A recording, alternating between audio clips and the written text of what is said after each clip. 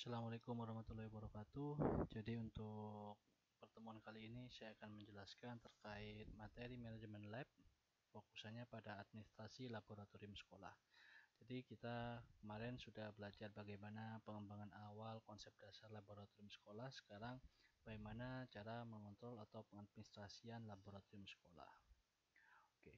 Jadi di sini administrasi sangat penting sekali ya. Jadi pengadministrasian laboratorium ini dimaksudkan untuk mencatat atau inventarisasi fasilitas dan aktivitas laboratorium. Jadi dalam laboratorium tersebut kan ada pencatatan alat dan bahan yang sudah dimiliki dan aktivitasnya juga. Apakah di situ ada praktikum apa saja harus didata. Dengan pengadministrasian ini yang tepat, semua fasilitas dan aktivitas laboratorium dapat terorganisasi dengan sistematis. Jadi di sini penekanannya administrasi, fasilitas, dan kemudian aktivitasnya. Nah, di sini ada beberapa sebenarnya administrasi laboratorium. Ya, untuk administrasinya di sini pastinya buku, kartu stok, daftar alat bahan, label, format permintaan atau peminjaman alat, program semester kegiatan laboratorium, buku harian, jadwal kegiatan, dan kartu reparasi. Nah, kartu reparasi artinya kartu perbaikan. Jadi misal ada alat bahan yang rusak ataupun nanti ada peserta atau siswa kita yang merusak alat yang dilaksanakan praktikum di laboratorium, maka harus ada kartu reparasi ini. Biasanya nanti ada penanggung-jawaban ya dari siswa yang telah merusak alatnya.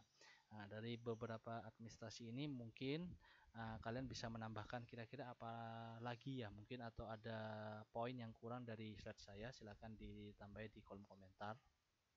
Kemudian secara personal, di sini personalnya lab perlu dikelola secara baik oleh staf. Jadi dalam laboratorium ini butuh staf ya, yang bertugas agar lab dapat menggunakan secara efektif dan efisien. Kemudian pengelolaan lab terdiri dari koordinator lab. Biasanya koordinator lab ini adalah dosen atau guru. Jadi kalau lab IPA berarti guru ya. Ini kita bahas dalam konteksnya di lab di tingkat SMP. Dan teknisi. Jadi minimal di dalam lab itu harus ada koordinator lab, di mana itu guru dan teknisi, staf khusus, biasanya laboran. Biasanya tetapi di beberapa sekolah dikarenakan ini dana ya, jadi tidak ada laboran atau teknisi. Biasanya di situ guru bekerja sebagai koordinator lab dan sekaligus teknisi. Itu seharusnya tidak baik ya dalam manajemen lab, tetapi kondisinya seperti itu ya, harus bagaimana untuk kita memaksimalkan apa yang ada di lab tersebut. Jadi di sini ada dua fungsi dalam personal manajemen lab.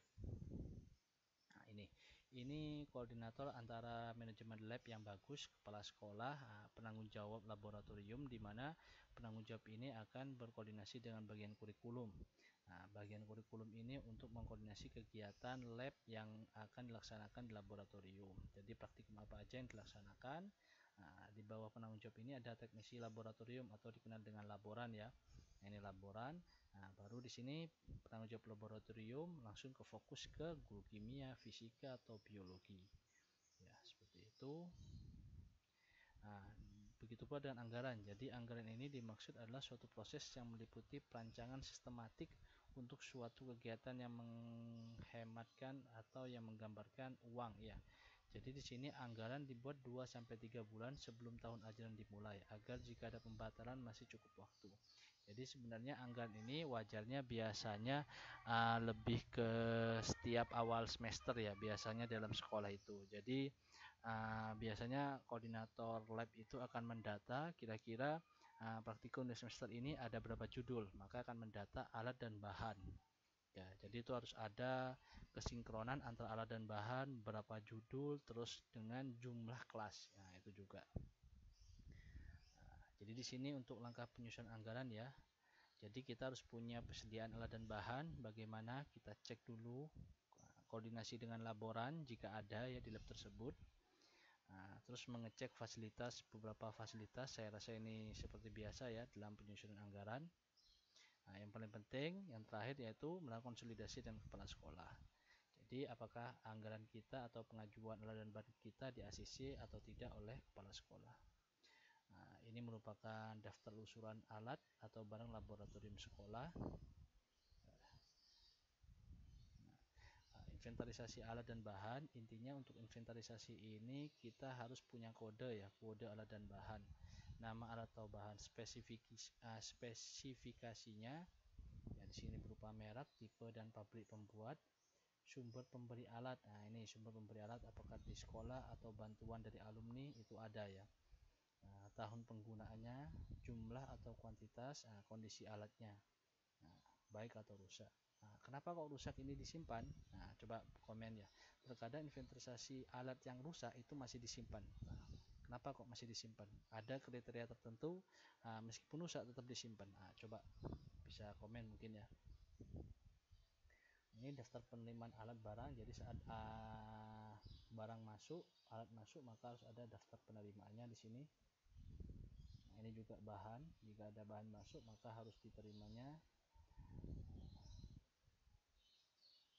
Nah, ini kartu alat ya. Jadi kartu alat. Jadi biar tahu untuk mengecek. Jadi kira-kira tanggal segini alat atau barang itu masuknya seberapa. Jadi sebenarnya untuk penggunaan inventarisasi alat dan bahan ini setiap laboran atau setiap petugas lab itu punya karakteristik manajemen yang berbeda-beda ya. Jadi tidak saklek ya, kita tidak saklek harus datanya seperti ini, tabelnya seperti ini, tidak saklek. Yang penting harus data lengkap. Nah, ini data lengkap ininya harus ada, minimal jumlahnya, mereknya, bahannya, tanggal kadaluarsanya itu harus ada. Jadi tidak saklek seperti ini ya. Kalian bisa membuat sendiri bagaimana tabel dalam mengadministrasi alat dan bahan. Mungkin ini materi yang saya sampaikan untuk minggu ini. Silakan beberapa pertanyaan saya lontarkan saat presentasi diketik di kolom komentar. Seperti biasa, kalian wajib berkomentar berupa pertanyaan atau saling menjawab atau saling memberi masukan kepada isi materi yang telah saya sampaikan ini. Oke, terima kasih. Assalamualaikum warahmatullahi wabarakatuh.